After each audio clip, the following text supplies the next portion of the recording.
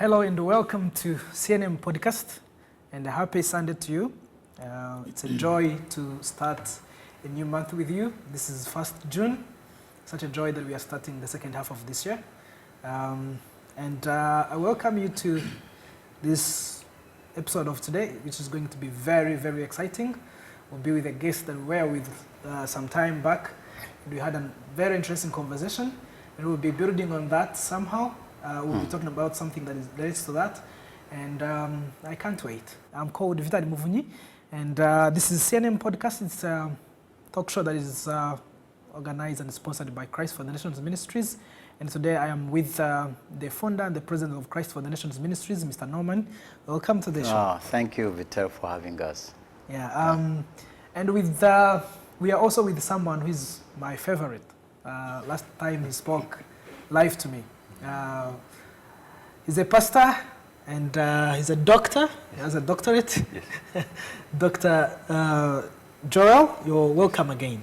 Thank you so much for having me. It's a privilege to be back, and thank you for the hospitality and welcoming us so well. Yeah, you're very, very much welcome. It's a joy to have you again on the talk show, but in Rwanda also. Yes, I love this nation. It's beautiful, and I brought a team with me this year, and they love it, and we will be back again. Yeah, that's good. For sure. Great. Today we're going to be talking about leadership again, and our topic today is leading well and living well. It's more about how do you make sure that if you're leading right now, you're leading effectively, but when your time comes, you will also live well. We'll be understanding what living well means, what leading well means. But before we do that, for those who might have seen Pastor Joel for the first time, I would like him to introduce himself briefly and tell us about his church and his work here. Yeah. Welcome. Welcome, thank you. Yeah, I founded a church 25 years ago, and we just had our celebration this past year, and it's been amazing. We started with 3 people, and now we have over 2,500 people in this past Easter, and God's growing, doing amazing things, and making a difference back home in the United States and Texas, and love being here, love the work we do here, working with pastors and leaders and ministries to equip them in all different areas, whether it's theological, leadership, and I do find that leadership is the most needed thing in a lot of nations, not just Rwanda, but around the world, because this topic is one of the biggest ones we're dealing with in America as well. And I come here, and we're dealing with it here. I was in Peru last year. They're dealing with it in Peru, and just all around the world. This is a heavy topic right now of how do we lead well, but then how do we leave it well to the next generation? And when do you turn it over? When do you hand it off? And what does succession planning actually look like for a church? And 2 types of it, not just succession planning when I willfully want to hand it off, but what happens if I get hit by a bus tomorrow and there is no plan? And what does the church do then? So you have to have 2 different types of succession plans in place. We can dive into that a little deeper later, but yeah, this is a heavy topic globally right now that a lot of churches are dealing with, whether it's in Asia, Africa, South America, North America. It's a big topic. It's interesting to hear that you're facing the same problem or challenge in the US too, because for Rwanda, you look at the situation and you realize that most of the businesses, most of the organizations died with the genocide in 1994. And there were new churches, new organizations, new businesses that were born after the genocide. And we like to think to ourselves that it's our special, unique challenge that we are at such a point in time where this generation that has started these organizations are kind of coming to retirement. And it's a time of transition. But it's interesting to hear that in the US too, where we have businesses that have been running for over 100 years, they are facing the same challenge. And I would like to tell our viewers that we are privileged today to have 2 important people that are going to teach us something great, because as Pastor Joel has just mentioned, he's been leading a ministry for 25 years. Norman has been leading Christ for the Nations Ministries for over 20 years. I think he registered in 2002, but he was involved in many other ministries before. And we are speaking to people who have not only studied about leadership and read books about it. We are also talking about people who have experienced it, who have led organizations, and we're going to be sharing with us more about this topic. Something you just mentioned that is interesting is You know, we always think of succession plan as something you put there that would be put into, that would be executed once you die or once you grow old. But you just mentioned something that I had never thought about, and I didn't think about today, even though I was planning, even though I was preparing. You just said, what if someone was killed by an accident? What would happen? And I don't think that that's one of the questions that we ask ourselves more often. So please tell us more about what's your succession plan. Maybe before we do that, you could first help us to understand. I know you, last time you spoke to us about leadership, so I know you are very confident with the topic. Maybe let's start with how do you lead effectively, but then how do you live effective? And maybe you could touch also on the fact that we need the succession plan, even when we are still full of strength, even when things are still going great and all that. Yeah, so right now in my current state, I don't plan on succession planning or turning it over for several years yet. But in that case, if you're going to lead well, you have to think about how do I leave well. So I always start with when I'm going to leave, what are all the things I have to have in place to lead now very well so it's there when I leave. I can't think I'm going to leave in 2 years and then start the process. So I'm already right now constantly thinking and looking who could lead the church next after me, whether I'm here 10 years, 15 years, 20 years. I'm always looking for the next person that we can pour leadership skills into. There's several qualifications that I internally process when I'm looking for people and in that process. But to specifically answer your question, I always think with the end in mind. Like there is going to be a day that I have to step away. And I need to have several things in order. I need to have personal finances in order, which is the big problem in America. Pastors pour everything they have into the ministry, all their life savings, and they work for a paycheck, and they never plan on their retirement because they're so invested in the moment. That's admirable, but it's not wise because now they're setting themselves up for the church to be contingent on them forever. And so one of the biggest things that we're emphasizing to young leaders is, hey, make sure that you have something in place and you're starting it now because there is a day when you're going to have to leave. And if you bring it to a inner focus, there's a day when your youth leader is not going to be a youth leader anymore because when he's 55, he's not going to be a youth leader. He's got to start his succession planning 2 or 3 years after he takes over the youth group. What am I going to do next? What is my next state of ministry? In that, as a lead pastor, it's the same thing. It's, hey, there's going to be a day I'm not here. What do I need to start doing now? What do I need to set in place? What is the culture I need to set in place? What is the DNA of our church? So that way, when you hand it off, that DNA continues and it's contingent on the culture and the DNA you've built, not built on the personality of me. We've had several churches in America in the last year and a half fall because the whole church was built on the person and the personality of the pastor. And through crisis situation, things have happened and they've had to step away or they've passed away. And now their church doesn't know what to do because they built it on the personality, not the person. Or they built it on the personality, not the culture and the kingdom of God and what they've wanted built to move forward. So the first thing is the pastor needs to understand, I need to take personal financial accountability to make sure I can leave the ministry or step away or do another job in the ministry at a different position so I can hand it off. The next thing is when I'm planning on leaving, I need to make sure that what do I need to be establishing now in young leaders?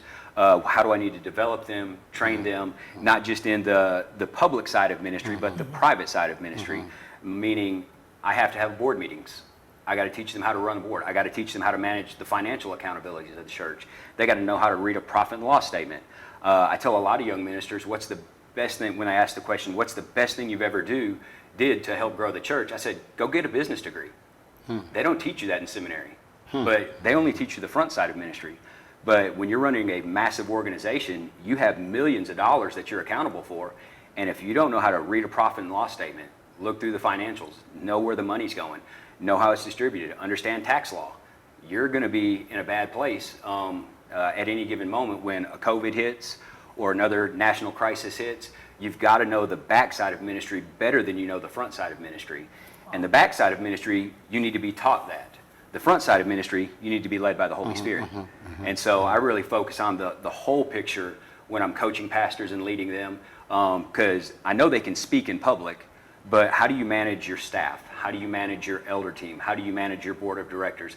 How do you manage the financials of the church? And those are things that you have to really begin to dive into leaders to say, if you're going to leave well, you can't leave them with chaos on the backside.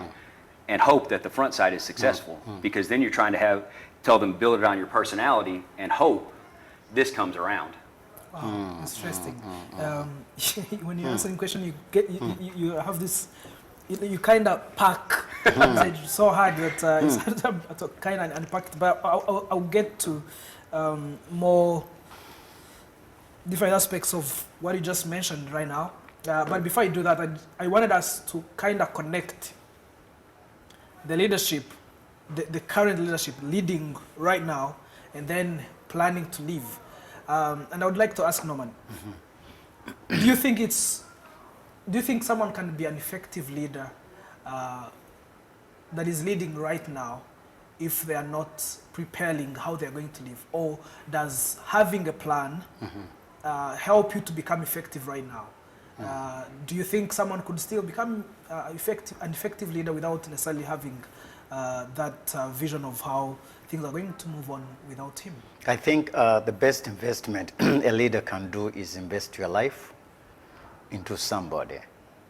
And I believe that the best thing a leader can be fulfilled is to invest in somebody's life, even who can lead better than them. And for example, Vitar raising up somebody and introducing, let me give an example and say, if you don't give an opportunity to somebody to excel in something that you know that this thing is going to not only affect him, but also affect the future, then you are secure. So I believe people, the reason why they're insecure, it's because they don't see that even Jesus Christ did the same method, strategy. Jesus Christ did not see who the disciples were at the moment, but Jesus Christ was seeing beyond who they are today. So the effectiveness of Jesus' ministry is the best example. He was seeing what they would become, and so invested his time, his energy, and instructions. So your effectiveness today cannot only be determined or be seen in what you do now, but what other people see in others. So I believe seeing somebody effective, I think the best way to say it is, what have I invested in? What did I do best into this life? Because as Vitali always say, somebody to value a leader, in fact, you never value somebody who has not invested their time and energy into them. So to me, I believe your effectiveness or your legacy, I know you might be asking that, your legacy is not your past. Your legacy is always determined by your tomorrow. So you'll never be effective. You can be great today, but how about tomorrow? Yeah. Great. Do you have something to say about that? Yes, I agree completely with what he said. And legacy is about what people can build on after me, not what I've built up to that point. So when I talk about leaving a legacy, I'm talking about equipping the next leaders or next group of leaders that can take the church from where I brought it to explode it to the next level, whether that's planting campuses, if you're in the business context, and you've built a great business and you hand it off to the next CEO, you want that person to expand the business and continue to grow it, not keep it where you've had it. And so the best definition of legacy to me is, I love this Bible illustration. He said he's the God of Abraham, Isaac, and Jacob. And so Abraham, when he had Isaac, wasn't satisfied with, oh, this is just Isaac, this is my legacy. No, he was promised as many as the stars are in the sky. So he expected Isaac to have more kids than he had, Jacob to have the 12 tribes, the 12 tribes to go inherit the nation. So legacy is about what you've built, and is it stable enough for the next generation to grab hold of it and run with it and grow it more and continue to expand it. And so I love the Abraham, Isaac, and Jacob illustration, and we'll reference that throughout this. But Abraham's dream was not just to have one son. It was, he said, God promised him there will be nations, you know? And so through that, he understood, I have to live by faith all the way up to this point till I hand it off to Isaac. And if you'll read in Hebrews, the only thing Hebrews notes that Isaac did to maintain the legacy is he laid his hands on his kids and blessed him. And then Jacob took over. And we know all the stories of Jacob, but out of him came the 12 tribes of Israel. And so what Abraham built Isaac continued, Jacob, it began to flourish under. And I would love 2 generations past me for our church to be flourishing around the world, because that will only ensure that that's the legacy, not what I've built becoming the legacy. Oh, great. I would like to kind of go back to what you mentioned earlier. I would like to unpack some of the things that you said, because I think they are very, very important. There's something you mentioned about leaders who pour everything they got into the ministry, and somehow that hinders them from being able to prepare. So I know you lead a church in the US, but you've also been involved with African churches. It seems like for us here, there is 2 groups. The one you will see in most of the newspapers and people complaining about church and criticizing the church will be those, they use the term milking the churches. One is a cattle keeper, Taking so all they they laughed. can, There is this group that will try to get as much as they can from the churches they are leading or the churches they have started, or sometimes even their business. But I think business is kind of different a bit. But let's focus on the churches. And then there are those who are also pouring everything into the ministry. And it's hard sometimes for someone who's starting a church, they are not necessarily financially well. The members of the church are not necessarily financially stable and all that. So it seems like it's not possible for them to be able to serve the ministry, to pour into the ministry and be able to manage their finances differently. And others have this concept of church as a family. So in a family, you pour everything you've got, and you don't necessarily have to have accountants that are going to manage the finances of the family and all that. And that's the same system they bring into the church. So I would like you to kind of speak to both groups. How do we do that effectively? How do we make sure that we're not pouring everything we got into the ministry and therefore hindering ourselves from being able to get out and the ministry have its own life? But also, how do you help those who getting everything they can from the ministry, and they're not necessarily using it to build other things, but they feel like, what do they call it? Like the bull that is thrashing the things. I don't know the kind of term that Paul uses, but the person that is serving in the ministry should serve them too. Yes. And it's what I call a both and, or a happy medium. It's this is why when I said the backside of the ministry is so important. With our government structure in our church, we have it established that we look out for the best interest of the church, and we will pour everything into the church. And there's been years I didn't take raises. There's been years I've taken pay cuts to make sure the church was sustainable and moving forward and continue to grow. But on the other side of that, they have enabled me also with my personal finances to invest how I want to and to make sure I save. And I've built the church, or God has helped us build the church in a way where the church is financially sustainable for the church, and then the church is able to pay the staff and pay the ministry workers in the staff to be able to manage their own finances in a way where they can make personal investments, they can do what they need to, where I'm not continually funding the work of the church. We've built it and governed it differently so the church is self-sustaining on its own. So if the crisis happens and I die, I'm not, the church isn't affected because it's not built on my financial stability. The other side of it, we have several pastors all over the world that, hey, every penny that comes into the church, the pastor takes his cut first, and he's going to make sure he's well off, and then I hope all the rest of y'all make it. That's wrong as well, because that's not the model that Jesus set. Jesus made very, very clear that his disciples were well taken care of. And he made sure he was always looking out for the best interest of those who were going to carry on the legacy. And so it is the both and. You have to build the church in a way where it's not sustained by what the pastor can contribute or what the pastor can give to it, or making sure the pastor doesn't have to give everything he has all the time to it to make it sustainable. The church must be grown and developed in a way where it becomes sustainable on its own. So that way then it can then pour back into the people who are working at the church, so they can personally invest and save and do what they need to do to be financially secure, where they can be able to hand it off one way. So it is the pastor helping the church, but the church also making sure the pastor has the ability to save and retire on his own. So am I being a servant enough if Christ, because that's what someone will tell you that Christ loved the church and he laid his life down for the church, and therefore I can't. It would be shameful for me to send my children to school when a preacher comes at my church and they can't have a break tea. in the kind of, it's like, so we are coming from the extreme of being bossy, now to becoming servants, to the extent we want to lay, and this is one of the things I remember I asked Dr. Norman some time back.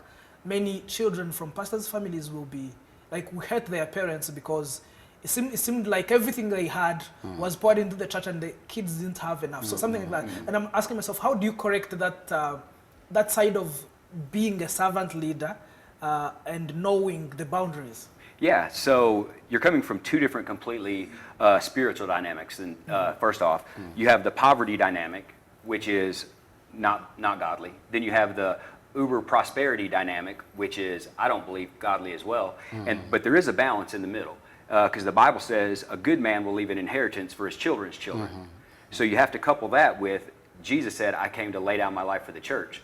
Well, I can continually say, and Pastor Norman can too, that we have laid down our life for the church, because I know him as a person.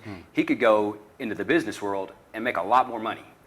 I could go into the business world and make a lot more money. So I'm laying down that life to give my life to the gospel, to spread the word of God, when I could be very selfish and go do all the stuff I want to do and make millions of dollars, and say, well, I'll just give a little bit back to the church and maybe God will bless it. And so you have to break off this great big prosperity mindset that's taken over the world, but then you still have this poverty dynamic that a lot of churches still operate in, and you got to come to a healthy balance in the middle of, hey, I can do without some of this stuff for the church to be successful, but I'm not going to neglect my kids, because when I got married, I came in covenant with my wife to become a good husband and then to become a good father, and then God called me to the church.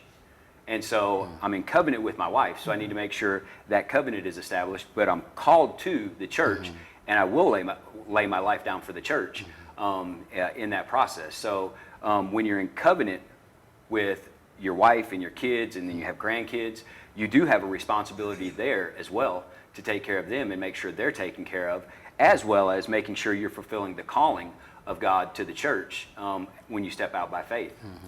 Wow.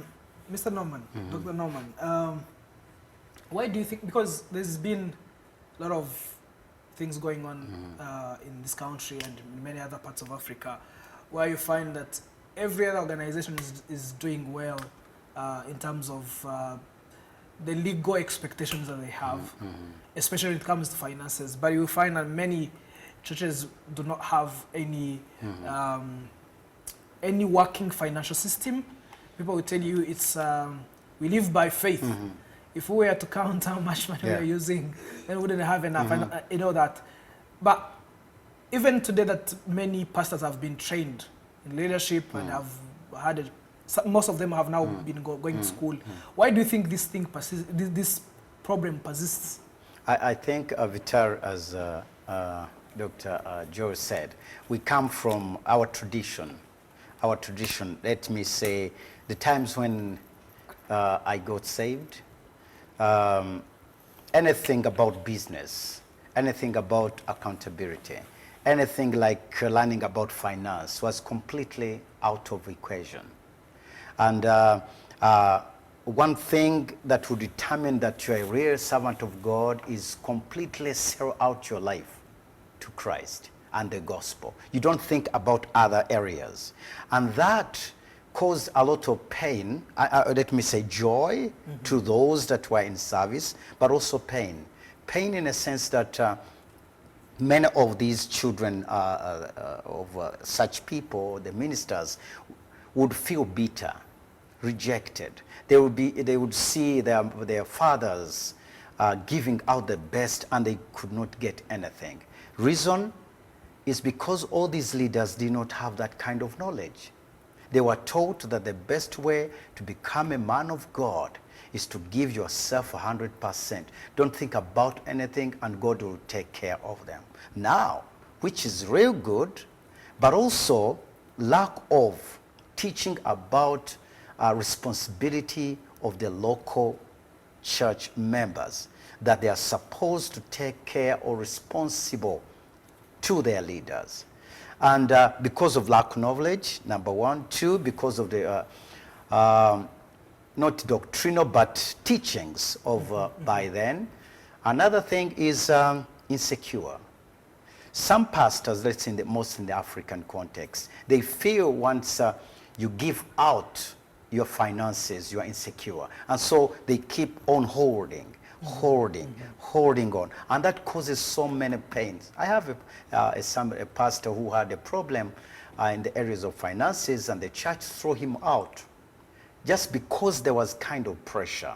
So to me, as well said, we must shift from the tradition, so to say, and come to let me say, to more realistic way of doing things. For example, Norman, I'm a preacher, I'm a minister, but I don't have the kind of finance, skills. So as a leader, as Pastor Joe was saying, that if you are good at this and you are bad at this, get somebody who is good at that. And I think that's why the government here in Rwanda and other countries are saying we need better systems. I think we need to be flexible, and I think we'll get out of those kind of traps. Tradition and insecurity causes those kind of things. I think when we are talking about this topic, there is so many elephants in the room. So the second one is also something you mentioned earlier, when you talked about the things you look for in the leaders you're raising. And I believe it's a very practical challenge in our country, at least for the people that I have talked to in person. They will tell you, most leaders will tell you that they need, let's say you have a number of mentees that you're mentoring, but you're looking for some things like loyalty, because you say, I've poured so much into this ministry, I wouldn't want to leave it with anyone just anyhow. I want someone who is loyal to me, someone that I know for real that is going to be able to take care of, that is going to have a heart for this ministry once I'm not around. And if you talk to mentees, they will also tell you, why would someone want me to treat them as parents if I don't see this parenthood in them? I'm also waiting for them to start treating me like this, for me to be able to show more loyalty and all that. And when you look at other institutions that are not necessarily, that are purely, purely organizational, if I may call them that, like military in Rwanda, I think military sector in Rwanda is the most effective, if we could say. Because even when it comes to succession, I think it's the one sector that you look at and they have executed a successful succession in the ministry and in all the kinds of different sectors that they have in the military. But you look at all these other, and I think maybe it's because theirs is rules and laws and something has to be followed, discipline and all that. So maybe it's not that hard to but in these other settings where it has to be a bit of a family and also a bit of organization, and I'm looking at my children, my biological children. I don't have one that is interested in my business, but I have others that are interested in business, but I'm not sure that they're interested for the right reason. So in the end, how do you filter all that and get to train people that you can trust, that are going to be able to take something on to continue to serve God even after you're not around? Yeah, so I look for people who, in English it translates a little different. I look for people who try really hard and are very teachable, not the most talented. So I want somebody that's going to put out a ton of effort. And if it takes them 10 hours to do a 5-hour job, as long as they're putting out a ton of effort to do it and they're teachable, I can get them to the place where they can do it in a 5-hour or 3-hour time span. It's the people who are talented, who think they're entitled to take it over, that I avoid. I'm looking for people who are humble and are going to try. They're going to give it 100% of their heart. And as long as they're teachable in that process, where they're open to correction, it's like, hey, you did good, but it took 5 hours too long. Tell me what you did. Can I teach you a better way? And those are all simple tests that you're always evaluating people when they go through it. And so there's always opportunity for me back home. I can hire people who are very, very talented. But talent is also a curse, because you don't have to try. And you don't build work ethic. You don't build character. You build character by going through the trials. And I want people who will try and fail, and then I want to see how they get up and try again.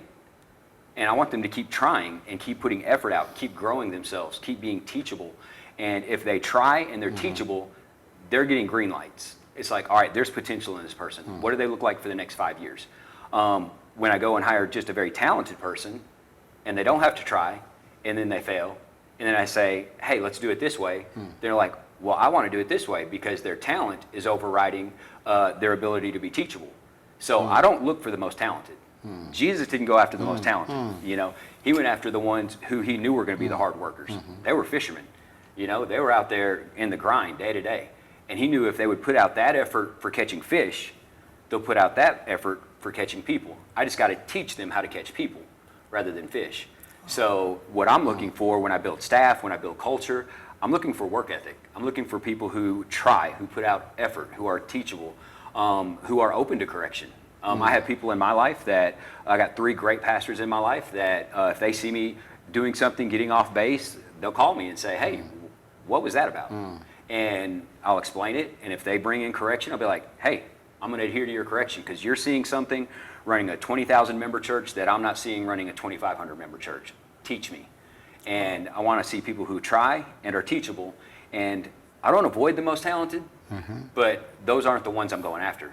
Because when you invest in people who will try, and then they're rewarded for their efforts, and they can continue to grow and be teachable, they're going to be the loyal ones. They're going to be the ones that stay with you. I have 2 staff members on staff that have been with me, one 24 years and one 23 years.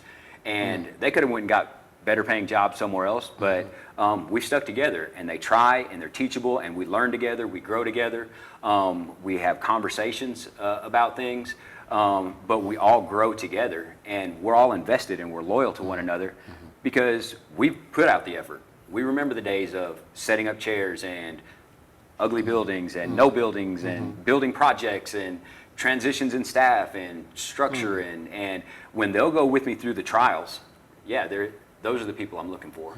Yeah, no, having used the word DNA, and then using the word that they have to work hard and then be teachable. You know, we use a concept here that seems to be extracted from the Bible. I don't know if it is used in the US as well, of a son-father relationship. And someone would say, I have so many mentees, but I need a son. I need 1 or 2, 3, 4 sons. But you will tell sons of someone by looking at how they carry themselves, how they speak. Do they speak exactly like their spiritual father? Do they do things the same way that their father does things?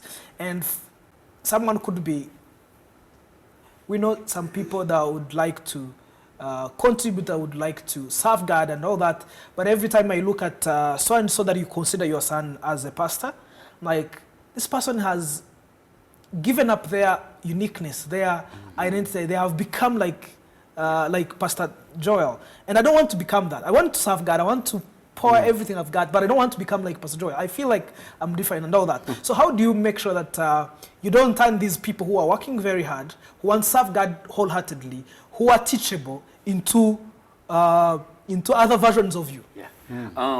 I always tell people this: don't be like me. Yeah. Don't be like me. I want to help you become who God called you to become. And I do understand having mentors in your life. The job, in my opinion, of a mentor is not for me to become like them. It's for them to teach me from their mistakes and help me become who I'm called to become. I don't want somebody who's going to mentor me to say, if you don't preach the exact way I preach or use the same vocabulary or my same mannerisms. Jesus didn't create puppets. He let Peter still be Peter. He let John still be John. And he said, John is the one, he's my beloved, he's the one I love. Peter, you're the one that I'm going to send out. And then you got all these different examples. None of them did Jesus ever say, become exactly like I am, because he is the Christ. But he did say, you can do the things that I have been doing. And so what I'm looking for in people that want to be mentored by me or say, hey, be my spiritual father, I pull back from that term because Jesus said, don't call anyone father except the Father in heaven. So I pull back from that term, sons and fathers. I do like the term mentor, and if you want to be a mentee, that's great. I'll teach you everything I can teach you, But if I teach you, you got to use it to go be great. So I want to see you try and be teachable. And if you want me to teach you, but you're not going to do what I'm teaching you, then it's not a fit. So when I'm mentoring people and teaching other pastors, I'm not trying to create them to be me. I'm trying to draw out the gifts in them and show them their weak spots and blind spots. So like Pastor Norman said, they can hire people that can take over their weak spots. I have several weak spots. And so I have a lot of staff members that cover me in my areas of weakness. And so that enables me to be involved in leadership, to be involved in trainings, to coach other pastors, other churches in that process. But as far as raising up the next generation of leaders, I want them to lead differently. Because when I was in church growing up, we went to church Sunday morning, Sunday night, Wednesday night, had 10-day revivals, so we were in church 200 times a year. Now, average church attendance in the U.S. is 1.7 times a month. So our whole discipleship method has to change. But if I tell them to be exactly like I am, that's hindering them from their creativity of what God is calling them to be in the future to lead the church into the next generation. So my job is to set the floor that they can stand on and excel, not put a ceiling on them that holds them down to the standards of what I've been limited to. Oh, Yeah, maybe let me ask. I want to ask you a question about it, but you can first ask. Very important point that you said. Not looking for the skillful, I mean the talented. The talented. And but those that have a heart to learn. I realize there are some leaders who put people in places, and many, I believe many, they don't see what that person can be. They just see those people to fill in the gaps. Yeah. What are the dangers of such a leader? Just realizing that I need somebody to fill in the gaps. And when you fill the gap and they don't do to your expectations, then there is a replacement. What are the dangers of that kind of method? Are you real mentoring? Are you just filling positions? Or you want somebody to reach their God-given potential? Yeah, this is where on our staff is I like to be very personal with our staff. Like I want to know how their family's doing, what they're called to do. I want to revisit with them about every 1 to 2 years. Hey, are you still feeling God's grace on your life in this area? Because I don't want it to become just a position that's being filled. If God is shifting something in you, how do we incorporate that into what you're doing? And maybe that becomes another division of ministry in the church. My job is to always make sure the people who are with me, whether I'm mentor, mentee, or a staff member, is how do I help them keep growing, growing past where they are in this moment. And people always ask this question, what if they leave? Well, what if I did not train them and they stay? Like I want to train them so that way other churches do call them and say, hey, would you come be our whatever? And we had a church a couple of years ago, hey, can we hire this guy? He's a great volunteer in your children's department. And I'm like, absolutely, give him a phone call. I don't have a position opening up for him in the next couple of years, and if he was called to full-time ministry, I want to have trained him in a way that when he goes out to another church, we bless him, we send him out, we don't let him go, we give him the favor of God, we have a connection with the other pastor, and every time I see him in the grocery store, we still talk and catch up, and there's no bad relationship. I don't hold my staff like this, like, please never leave, please never leave. I hold my staff like this. If God has grown you to the point where he's given you an opportunity to go excel and expand the kingdom in an exponential way, by all means, I'm not holding you back. So I want to train people so they're sought after, not keep people hindered so they're not growing. I don't own the people. I don't own them. It's an interesting question. I steward them. You don't own them. I don't own them. They're not mine. They're not my possession. I don't make them sign contracts that I'm going to work for you for the next 5 years. I promise I'll never start another ministry. I promise I'll never go to another church. And if I go to another church, it'll be not closer than 50 miles away. I mean, you've heard all these stories. I don't do that. My employees are not contract labor. They are people God has gifted me to steward. And if I don't stand before God one day and he looks at, per se, our children's director and say, wow, you really hindered her growth. I had this plan for her, but you kept her stuck here. Like I'm standing accountable before God one day. So I hold my staff very open for their growth, for their potential, for if God calls them to a different position in a greater place, let's go. That's a success for me. Like, no teacher wants their student to be dumb when they're done. All teachers want their students to go on and excel, go to college, get a bachelor's, master's, doctorate. And that's a banner for the teacher to say, I've led thousands of students and 70% of them got their bachelor's, 50% of them got their master's, 25% got their doctorate. That's the sign of a great teacher. And as pastors, we think differently. They're my people. They're not your people. They're God's children. And I must steward them as their gods. Yes. And I want to see them flourish and grow. So if you train him too hard, what if he goes somewhere else? But if you don't train him, what if he stays and he's untrained? Yeah. That's interesting. The question I want to ask from what he said, I wanted to ask you, there's a Kinyarwanda saying, that's like saying a shoulder can never outgrow the head. And it's mainly said in terms of leadership. So if I started the ministry, if I've pastored this church for 25 years and I've actually funded it, no one should outgrow me. And that kind of brings some sort of fear among the leaders. And they'll be like, unless you are my DNA, and not to mean the DNA that you're talking about that it has to do with culture, blood, but my DNA as in, no, not even blood.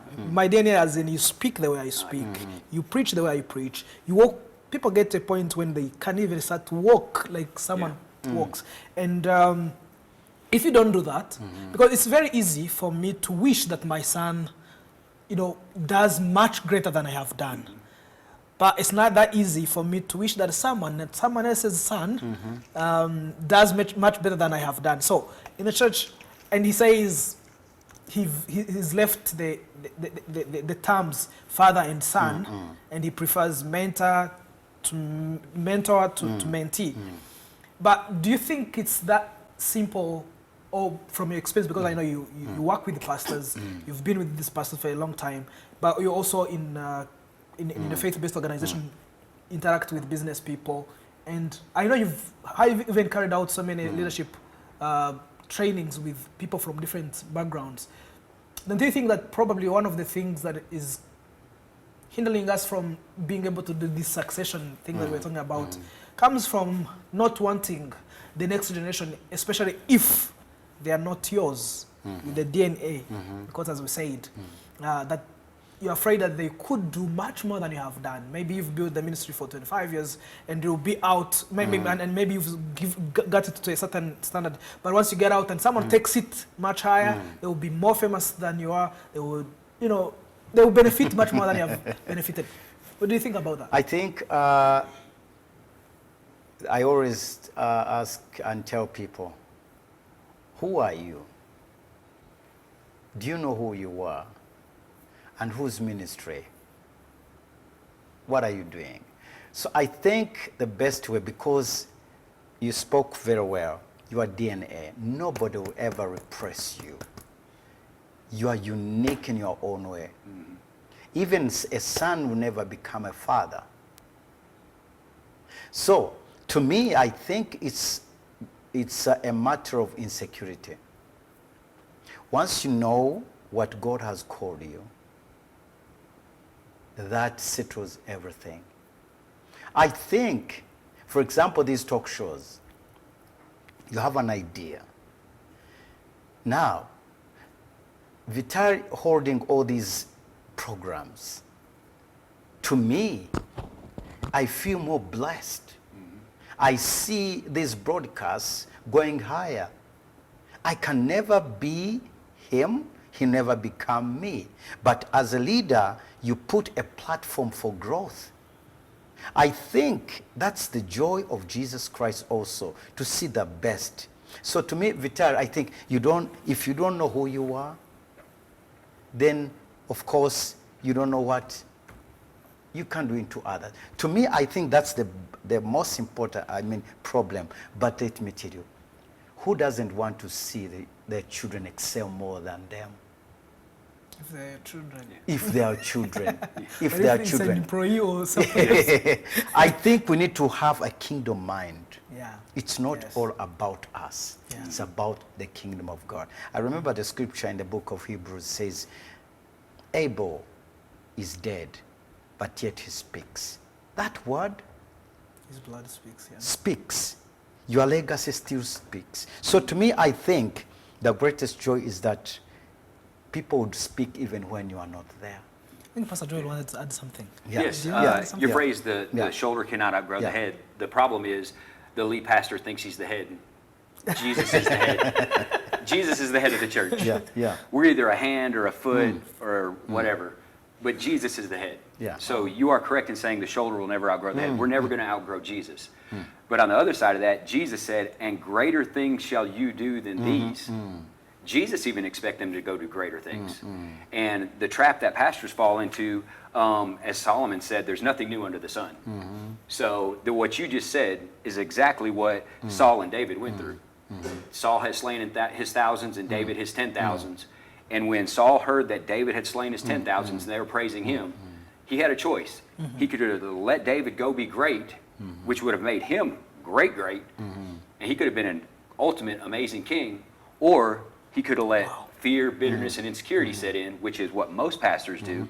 And so they try to repress the Davids under them, when our job is not to repress David. David was called to Saul. He was called to the ministry to be under Saul. But because Saul was insecure, he tried to stop what David was doing. And you know the plans of God. If I try to hinder somebody under me who God is calling to succeed me, well, then it's going to lift the grace of God off my life. That's right. And I don't want the grace of God to be lifted off my life. So that's why when our ministries at church, if one ministry has 30 kids get saved in a service or whatever, I don't look at them and say, well, we didn't have 30 kids saved on Sunday morning. Like, I don't get bitter. That's a testimony to the leadership and the culture we've built, that life change is happening in our church. So when we can learn to celebrate other people's victories and celebrate other people's wins, especially when they're on the same staff or on the same team as you, and not get jealous or bitter or envious, it changes everything. And so I know that everything that my staff does and all the great things that they're accomplishing, whether it's young adults, students, community life, events that we put on, and they run with it, they're in charge of it. I just get to show up and smile and like give them all the credit in the world, because ultimately they know that I'm leading the church. They know that all the success of all the ministry departments, I have a hand in it at some point. I didn't do all the work, but they're doing awesome.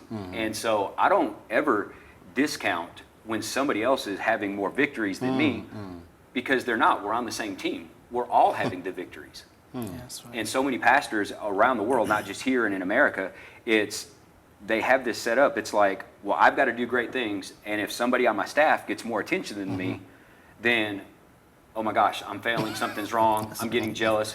And I'm like, no, give them all the attention. They earned it. Let them be celebrated, and celebrate with them, because I'm raising up people to be released into the kingdom, whether they stay at our church or whether they go. It's just the mindset that I believe is a healthy environment.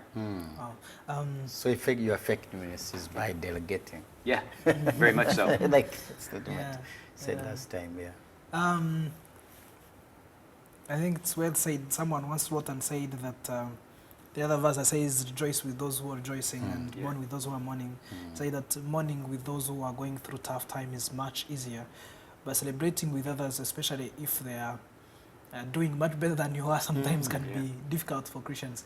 But yeah, from what we have discussed tonight, someone might have heard you say, what if you died tomorrow? And I heard Norman say, if you don't have a succession plan, if you're not planning for the future, you definitely are not doing well right now, but they're still struggling with what does that succession plan even looks like? How in real sense, how practically can how can I execute it? I want it now. I want to be able to build something that's going. You've already interested me with what the legacy should look like, but how am I going to do this practically? How did you yourself do it practically? How have you planned for the future, for the future succession? But also, what if something happened to you right now? How does it look like in practical terms? Yeah, so we have, at our church, I have 3 really great pastor friends that live, 2 live in the same state and 1 lives in another state. And we're all in accountability with one another. And I trust them completely. They've came in and preached at our church. They've ministered at our church. I saw the response of our people when they preached. Did they like them? Did they not? Did they embrace our people? And did our people embrace them?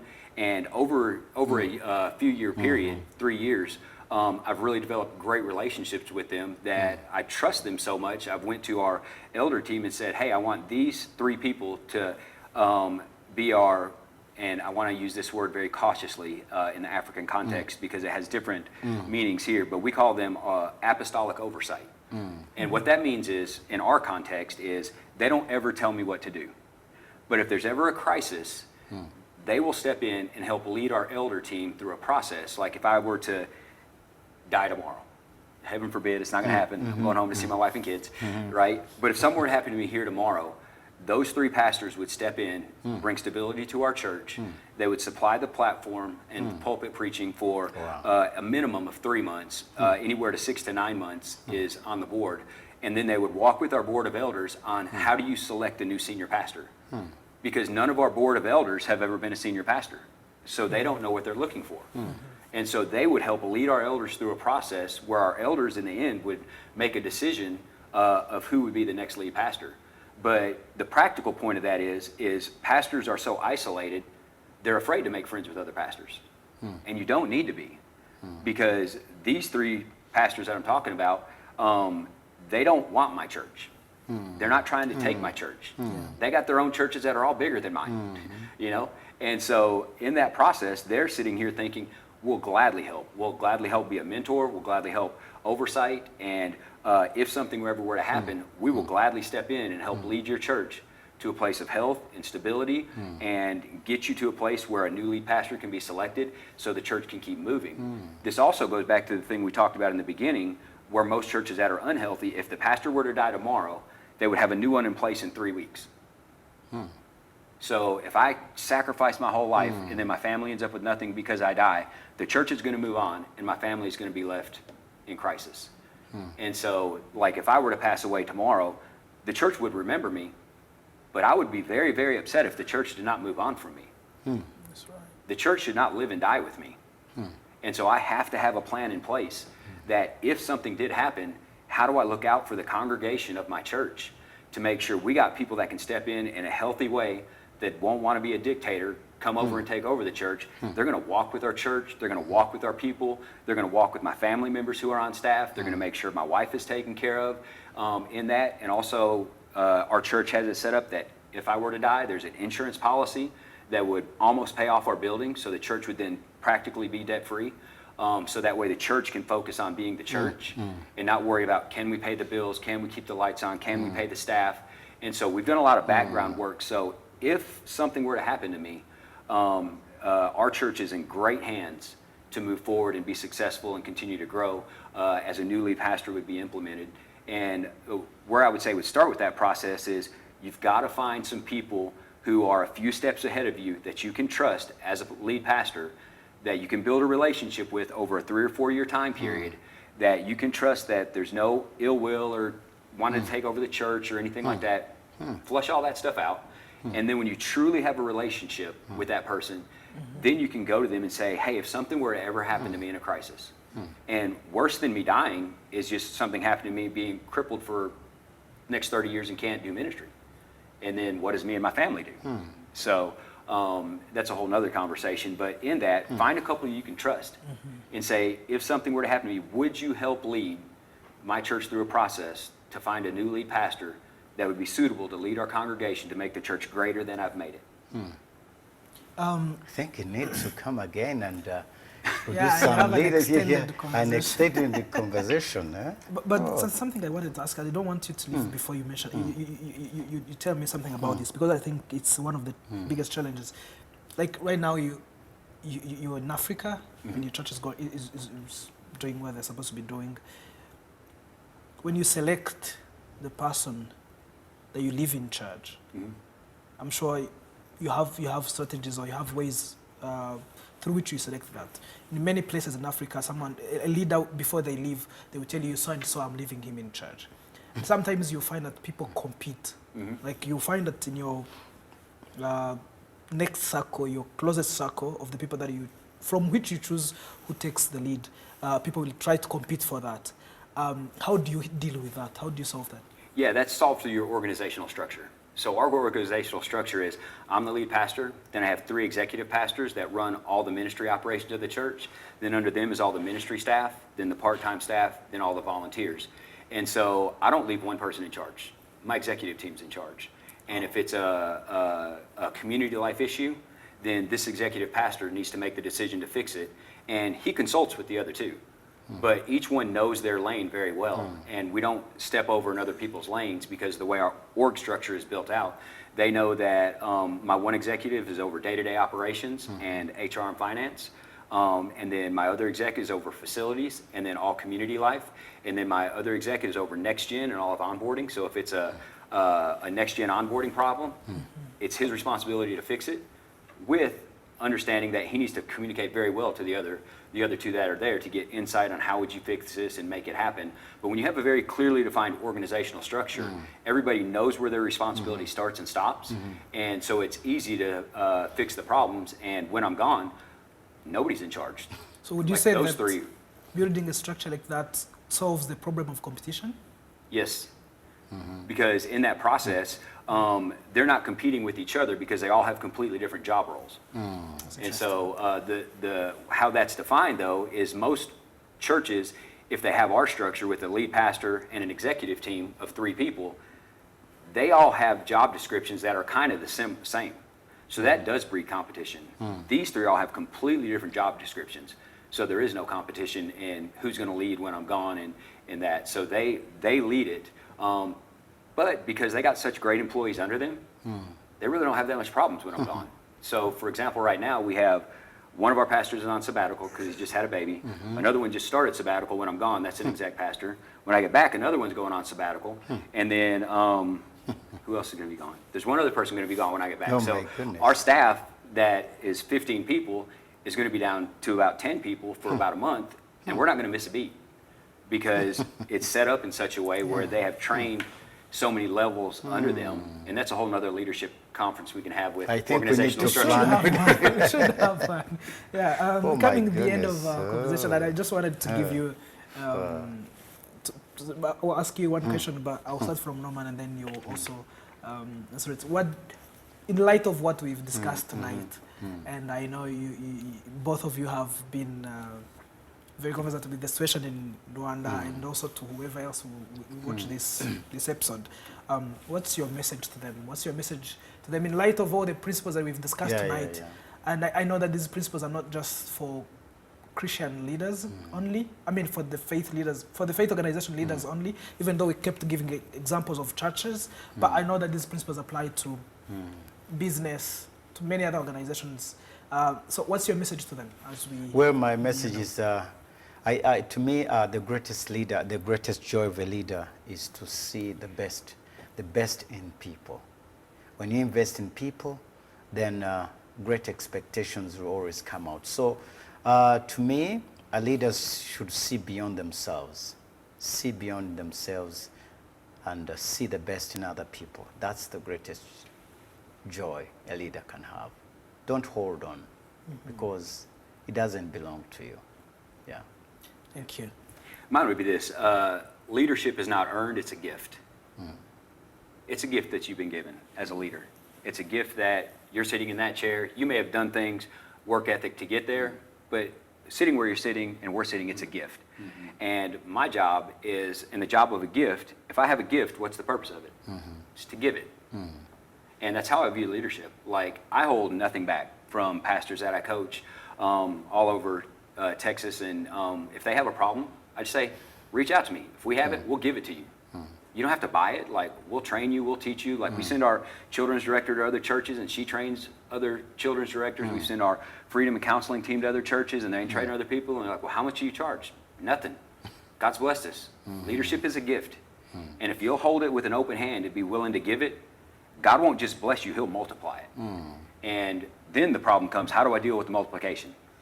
So we can help me with that on our next session. Help me with the multiplication process. Because leadership is a gift. And if you'll hold it like a gift that you're ready to give at any given moment to anyone, anywhere, you'll be surprised with who God will bring alongside you. because people want to know that, like Norman said, look for the best in them. And if you're wanting to be in leadership someday, don't worry about your talent. Try really hard and be really teachable, and I promise you'll go farther than the most talented. Thank you. Thank you so much for tonight. Thank you. It's always a joy for us to have you. This is always the fastest hour ever. I know. We've covered so much in a very few minutes. Yeah, so thank you so very much. And thank you, Norman. Thank you for being here tonight and for giving me an opportunity to serve. It's a blessing. It's a blessing, the best. And thanks to our viewers for always tuning in and for always interacting with us about this content. I'm sure that tonight we've given you a lot to digest, and would like to hear more from you. Please send any questions you might have to us. You can use our social media platforms, and we'll try to get Dr. Norman to answer them since Pastor Joel will not be around. But you can still contact him, and maybe we might find a way to communicate. So thank you so very much. This is CNM Podcast, and I'm Vitali Muvunyi. See you next Sunday. God bless you.